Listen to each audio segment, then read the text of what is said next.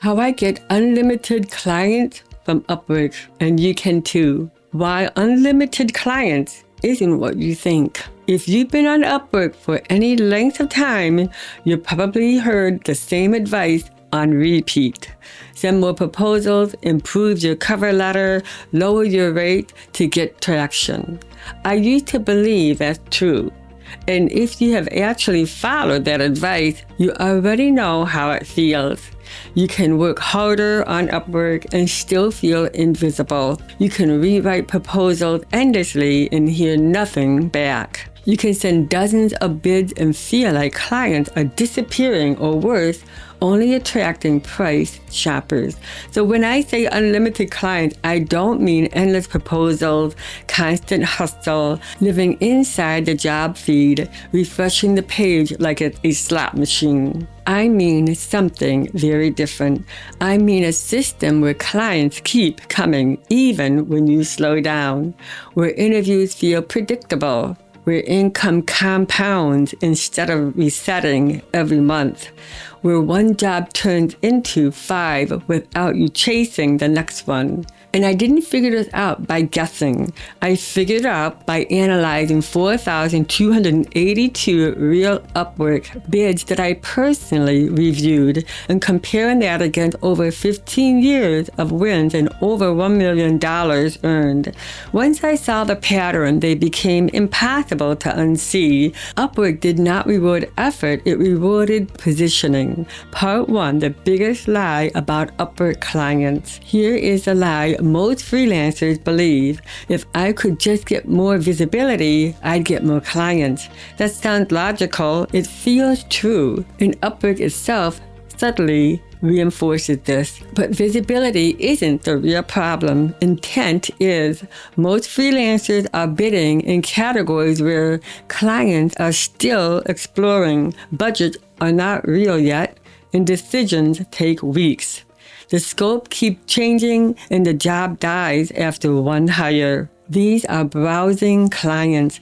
They are thinking out loud and they are not buyers yet. When I categorized and reviewed my proposal data, something became clear very quickly.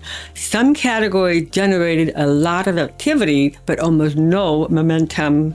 Other categories had fewer jobs, fewer bidders, and dramatically higher conversion in interviews, in repeat work, and long-term clients.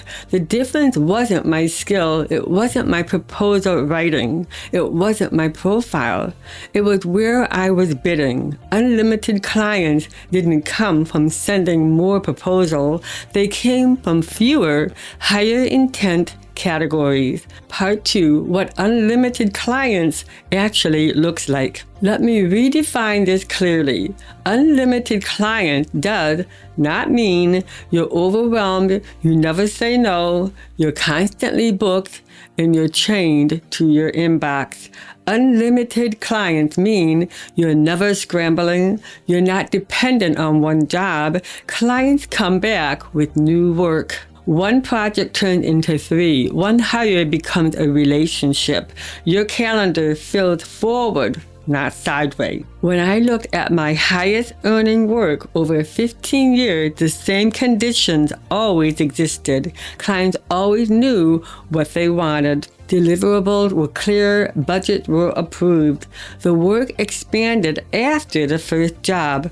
That's not luck, that's buyer intent. High intent clients are not guessing. They are solving real problems under pressure, and those clients behave very differently. Part number 3, the data that changed everything. Out of the 4,282 bids I reviewed, one pattern became unavoidable. Most freelancers are not losing because of bad proposals. They are losing because they are bidding in low-intent categories. Low-intent categories look attractive because there are a lot of jobs, lots of bids, lots of visible opportunity, and lots of activity, but they come with price shopping, one-off clients, endless revisions, long decision cycles, ghosting, and no compounding effect. You work, you rate, you refresh, you doubt yourself again. High intent categories behave very differently. They're quieter, but far more decisive. Clients read, they respond, they move. That's where momentum lives. Part number 4, the categories that built my career.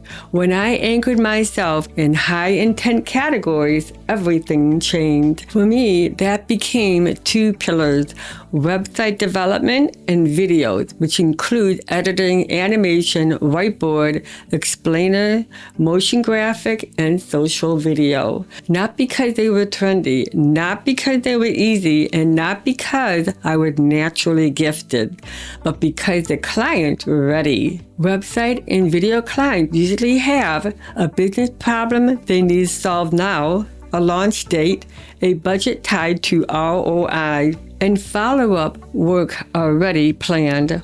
One website turned into maintenance, SEO, funnels, update, video, redesigns, ongoing support. One video turned into new version, short form edit, add variants, training modules, entire content systems. That's what unlimited actually looks like. Not infinite work, but expanding relationships. Part 5, why more proposals never fix the problem. One of the most demanding beliefs freelancers carry is this: if I just send more proposals, the math will work. But Upwork is not a number game. It's a filtering game. More proposals in the wrong category only increase rejection, burnout, self-doubt, emotional fatigue. Some of my best years came from fewer proposals, not more, because the categories were right. When you are bidding in the right place, clients read proposals carefully, interviews feel natural, decisions happen faster, and rates rise instead of falling. Unlimited clients did not come from working harder. They came from working more focused. Part number 6, the invite effect. Once you anchor yourself in high intent category, something else happens. Invite increase, not because Upwork suddenly favor you, but because your profile finally aligns with what real buyers search for. Clients don't search for hardworking freelancers or great communicators. They search for website redesign, landing page conversion, video editing for launch, funnel optimization. When your job history is stacked inside the category, the platform starts treating you like a specialist, even if you're capable of more. That's when Upwork stops feeling like a treadmill and starts behaving like a magnet. Part number 7, why most freelancers never experience momentum. Most freelancers think freelancing is linear. If I send 10 proposals, I'll get 1 interview. If I spend 50, I'll get 5. My data proves that Upwork does not work linearly. It works in clusters. Interviews didn't arrive eventually. They arrive in waves after focus.